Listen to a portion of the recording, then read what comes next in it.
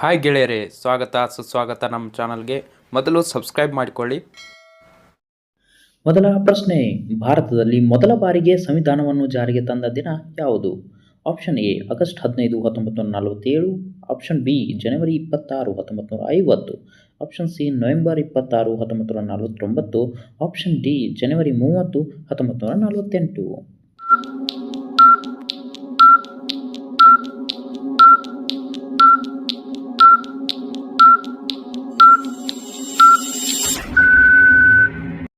ಸರಿಯಾದ ಉತ್ತರ option B ಜನವರಿ 26, 1950. ಭಾರತದಲ್ಲಿ ಸಂವಿಧಾನವನ್ನು 1950ರ ಜನವರಿ 26ರಂದು ಜಾರಿಗೆ ತರಲಾಯಿತು. ಈ ದಿನವನ್ನು ನಾವು ಗಣರಾಜ್ಯ ದಿನವಾಗಿ ಆಚರಿಸುತ್ತೇವೆ. ಜೈ ಭಾರತ್. ಎರಡನೇ ಪ್ರಶ್ನೆ, ಕೆಳಗಿನವರಲ್ಲಿ ಐರನ್ ಮ್ಯಾನ್ ಆಫ್ ಇಂಡಿಯಾ ಎಂದು ಯಾರನ್ನು ಕರೆಯುತ್ತಾರೆ? Option A Mahatma Gandhiji. Option B Jawaharlal Nehru. Option C Subhash Chandra Bose. Option D Sardar Vallabhbhai Patel.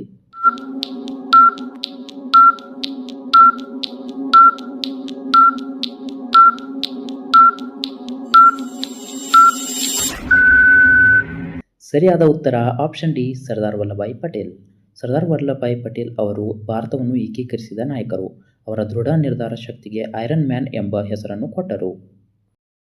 ಮೂರನೇ ಪ್ರಶ್ನೆ, ಭಾರತೀಯ ಸಂವಿಧಾನದ ಅಡುಗೋಲೆ ಅಥವಾ ಆರ್ಕಿಟೆಕ್ಟ್ ಎಂದು ಯಾರನ್ನು ಪರಿಗಣಿಸಲಾಗುತ್ತದೆ? Option A BR. ಅಂಬೇಡ್ಕರ್.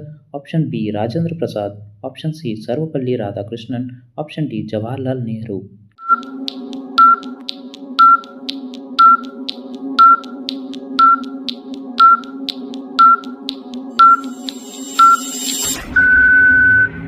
ಸರಿಯಾದ ಉತ್ತರ option A BR. Ambedkar G.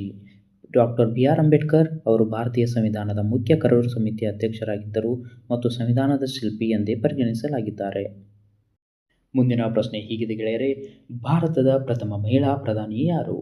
Option A Indira Gandhi. Option B Sonia Gandhi. Option C Pratibha Patil. Option D Draupadi Murmu.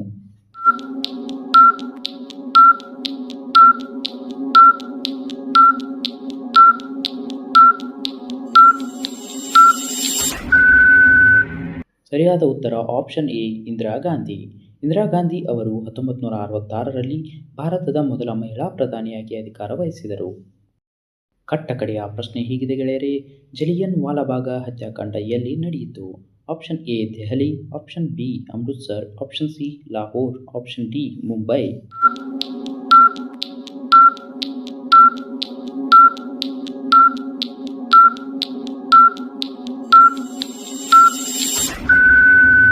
ಸರಿಯಾದ ಉತ್ತರ ಗೆಳೆಯರೇ ಆಪ್ಷನ್ ಬಿ ಅಮೃತ್ಸರ್.